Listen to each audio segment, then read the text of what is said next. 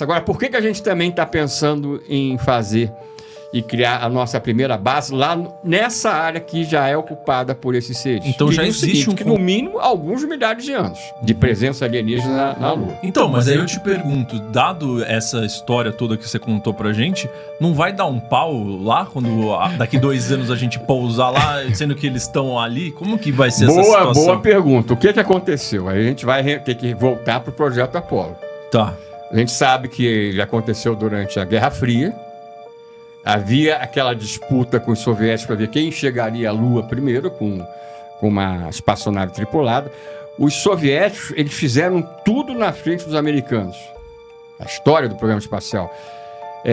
Primeiro satélite, Sputnik. Primeiro ser vivo no espaço, a cadeirinha Laika. Primeiro astronauta na órbita terrestre, o Yuri Gagarin. Primeiras fotos do lado oculto da Lua, os soviéticos obtiveram em 59, né? A única coisa que eles não conseguiram... primeiro pouso controlado na Lua. Não tripulado. Não tripulado, como se foram eles também. Só perderam, a partir para os americanos, o pouso tripulado. Só que aconteceu o seguinte, o que a gente teve? O projeto Apolo era para ter ido até Apolo 20. Até Apolo 20. A gente tem declarações hoje de astronautas, como eu comecei a citar hoje, falando desses sinais alienígenas na Lua. A gente tem fotos de UFOs na Lua batidas pelos astronautas, tá? Desde da Apolo 8, que foi a primeira a orbitar a Lua, antes da 11 descer, com o Neil Armstrong, com o módulo lunar, tendo a bordo o Neil Armstrong e o Buzz Aldrin, que eu já havia citado. Só que a gente chegou na 17... depois dessa perspectiva clara de que eles tiveram a chance, no mínimo, de ver esses objetos a partir dos 6 pontos de pouso, porque a 13 não pousou, quase não volta para a Terra. Então a gente pousou com a 11, 12, 14, 15, 16, 17. Tá? A 17 em dezembro de 72. O que aconteceu? A partir da Apolo 17, a NASA literalmente abandonou a Lua.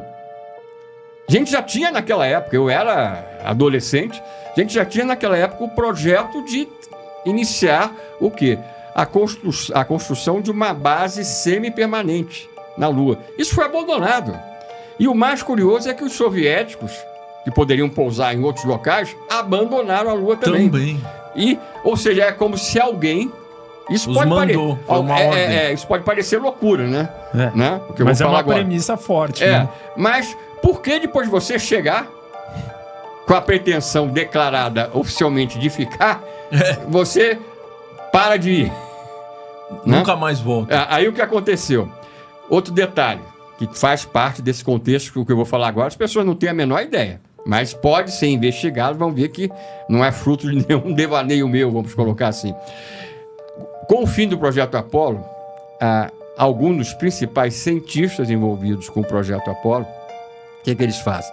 Eles vão, no meio da Guerra Fria, para onde? Para a União Soviética, interagir com os cientistas do programa espacial soviético. E aí, logo depois, é que existe esse abandono. Então, a minha visão pessoal, que não é nenhuma novidade em termos para quem acompanha mais detidamente o meu trabalho, qual é? É que realmente, de uma maneira que aí eu não poderia especular, porque seria, na verdade, só um chute, vamos colocar assim, nós fomos avisados de alguma maneira que a gente não poderia ficar na Lua para fazer naquela época aquilo que a gente pretendia fazer, porque naquela época tanto os americanos quanto os soviéticos, eles iriam transformar a Lua, dentro da Guerra Fria, dentro também de um interesse belicista, em uma outra área de litígio. Né? De quê? De litígio, de conflito. De conflito. Tá certo? Então, ambos abandonaram. Aí o que vai acontecer? Aí a gente termina a presença nossa através da NASA lá em 72, em dezembro de 72. Começamos aí para tudo que é lugar do sistema solar, entre aspas, progressivamente, cada vez mais longe. É como se a Lua não existisse mais. Não tivesse mais interesse nenhum. Nenhum, né? E aí o que acontece? Só em 94, surge algo que ninguém sabe, entre aspas, de onde que veio. Uma nova missão aí não tripulada, chamada Clementine, que não era uma missão da NASA, era uma missão ligada a uma espaçonave. Aí reparem entre aspas, a loucura, a falta de sentido. Ora, a NASA foi criada para justamente congregar todo o programa espacial americano. Por que os soviéticos fizeram aquilo tudo que eu já citei agora há pouco, na frente dos americanos? Um dos motivos é porque você tinha, de início, nos Estados Unidos, um programa espacial embrionário entre as próprias forças armadas que eram concorrentes. Aí você chega, finalmente, o presidente americano da época chegou e falou, depois que do Sputnik em 57 ser colocado na órbita terrestre, os americanos levaram um susto com aquilo, aí sim é criado a NASA no ano seguinte, 58, para cuidar exclusivamente do programa espacial que iria nascer norte-americano. Então o que acontece? Em 94, a missão Clementine não tinha nada a ver com a NASA. A espaçonave foi construída pela Marinha Americana, quer dizer, da onde que... Olha que loucura. A espaçonave Clementine é construída pela Marinha Americana, é lançada pela Força Aérea Americana, e o porta-voz da missão não era a NASA, porque não era uma espaçonave de missão da NASA. O porta-voz da missão era qual? O Pentágono americano. Isso tudo está documentado, não é? Apesar da mídia nunca ter se dado conta, tá? Não é segredo que eu estou falando agora. O que acontece? Essa missão, além do aspecto especial do que eles conseguiram em seguida, o que aconteceu? Ela, da prancheta, a história oficial, tá? Da prancheta, ou seja, dos primeiros momentos do projeto dela, até ela entrar na órbita lunar, a gente não teve 2 anos. Foi a missão mais barata, com menor investimento financeiro. E chegou a pousar lá? Não, só entrou na órbita. Ficou 2 meses em órbita. Mas tinha tripulação? Não tinha. Sem tripulação. Sem tripulação. E o que aconteceu? Bateu 1,6 milhões de fotografias. Bateu mais imagens do que todas as imagens juntas de todas as 17 missões. Apolo. Tá? Detalhe, como não era uma missão da NASA, era uma missão militar, eles não precisavam liberar oficialmente, ou até camuflar, se fosse o interesse, a não liberação das imagens. Então, eles só liberaram 10%, ou seja, 160 mil. E na época foi desses 160 mil, foram liberadas imagens do quê? Qual a minha visão desse projeto? Hoje eu tenho certeza que lá no Pentágono, desde a época da Clementine, ou seja, 94, o que aconteceu? Eles foram para lá, pelo tipo de instrumentos que eles levaram, que essa espaçonave tinha. Uma das câmeras, por exemplo, tinha aquela condição de saber aquilo na superfície lunar, se fosse fotografado, aquilo que era ruína daquilo que era alguma estrutura com geração de energia na atualidade. Uma das câmeras tinha essa propriedade através da banda infravermelha que ela trabalhava. Então você tem algumas das fotos, entre essas 160 mil que eles liberaram, que apesar de todo o sigilo que eles em grande parte fizeram das imagens, na maior parte da Clementine, tem, por exemplo, uma imagem da cratera Aristarchus, que é uma cratera que tem mais de 40 quilômetros de diâmetro, e está do lado voltado para a Terra, que você vê uma cúpula luminosa cobrindo a cratera. E isso quando era noite nessa região. Dentro dessa cratera foram documentados vários objetos que se movimentavam, às vezes como pontos luminosos, vistos aqui da Terra, até isso antes, até da Clementine, ou as sombras de objetos que se movimentavam na Lua. Então, essa missão foi eu diria... e o detalhe importante, que ninguém está falando disso aí.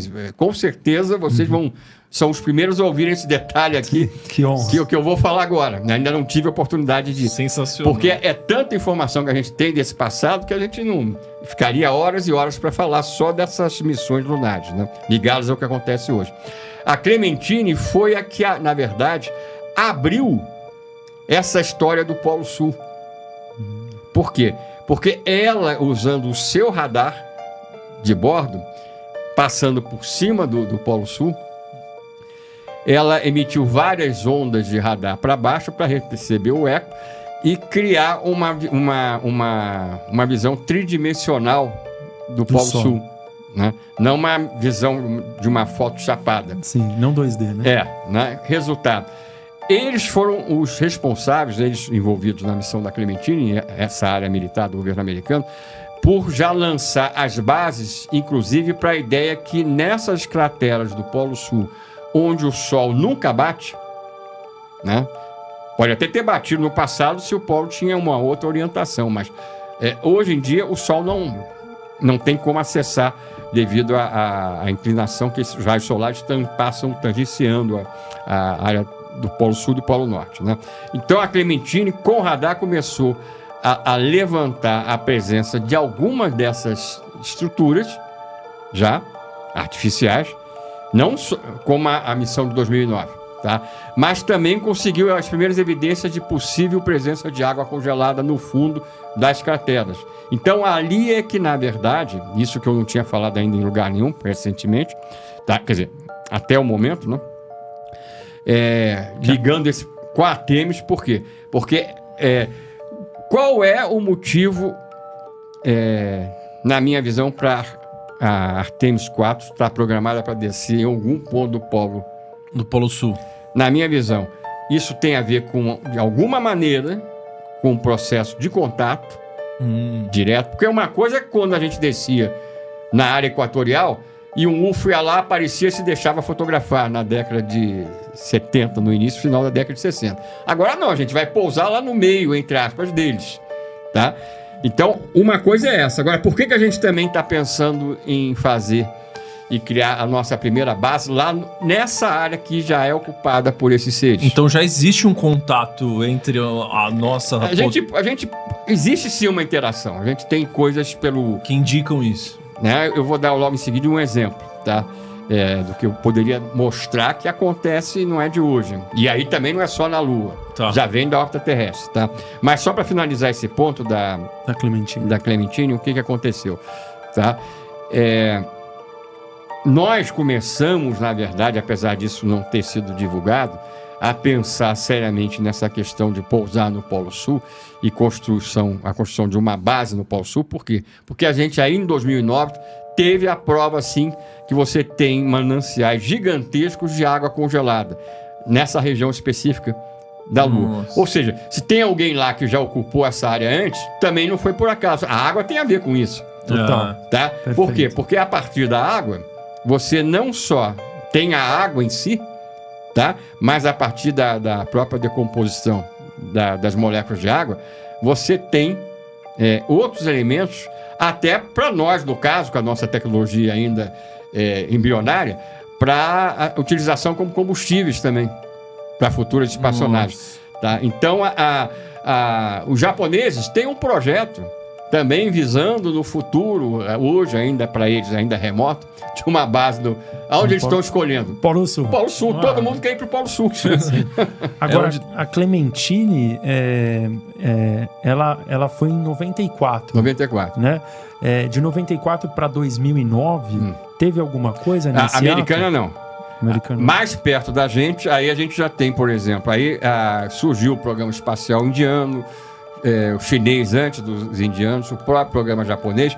Então a gente tem tido naves tripuladas com a virada do século desses países. Por exemplo, a China já conseguiu pousar na face oculta da Lua. A Índia conseguiu pousar, agora em época também razoavelmente recente, há poucos anos atrás, não no Polo Sul, mas razoavelmente próximo do Polo Sul, com uma nave também não tripulada. Então, a tendência, né, eu acho que mais cedo ou mais tarde os chineses vão partir para isso também, essa ideia de que a região do Polo Sul é o X dessa questão aí, só que supostamente é só por questão da água, e não é só isso. Sim. Tá? Sim. Então, Marco, a gente pode conectar os pontos, certo? Porque muito está se falando sobre o desacobertamento que o governo americano tá preparando lá. Até já criaram um domínio lá, alien.gov. Dois domínios, o alien.gov e o do plural também. Daí eu pensando aqui comigo, pô, se eles estão falando tanto que tá pra sair esse desacobertamento, que eles vão revelar as coisas que estão confidenciais, e ao mesmo tempo vai essa nave fazer essa tripulação para que daqui 2 anos a gente pouse lá e você tá falando que tem aliens ali. Como que a gente conecta os dois pontos? A gente sabe que cada vez o acobertamento está sendo retirado, não só em relação ao que acontece, ufologicamente falando, na Terra, como o que acontece na Lua, porque senão a gente não teria nem tido a chance no passado de ver essas imagens. Em Marte, o desacobertamento, apesar das pessoas não terem essa ideia, é muito maior. Lá não está tendo nenhum site de importância nesse momento sendo retirado do ar. Tá? Você tem fotos de fósseis da antiga vida marciana batida pelos rovers, não só pelos 2 que estão funcionando nesse momento, mas os do passado. Você tem fotos de UFOs que estão sendo fotografados na noite marciana, na atualidade, pelo rover Perseverance, tá? Que a gente acha dentro desse processo, que a gente passa horas dentro desses catálogos, e registrando justamente vamos chamar assim, os códigos para que a gente pode passar para as pessoas verem que essas fotos estão sendo retiradas de lá. E que são verídicas. E são verídicas, né? Tá? E você tem um nível de fotos hoje de ruínas que eu apresentei no meu livro mais recente, sobre a Lua. Basta ver o título do livro, né? O Vale da Marte, o Vale das Pirâmides. A partir de 3 anos e meio atrás, aproximadamente, o rover Curiosity, que chegou lá em 2012, em agosto de 2012, ele entrou numa região de uma antiga ilha que existia num antigo lago que cobria a cratera Gale, uma cratera de 147 quilômetros de diâmetro.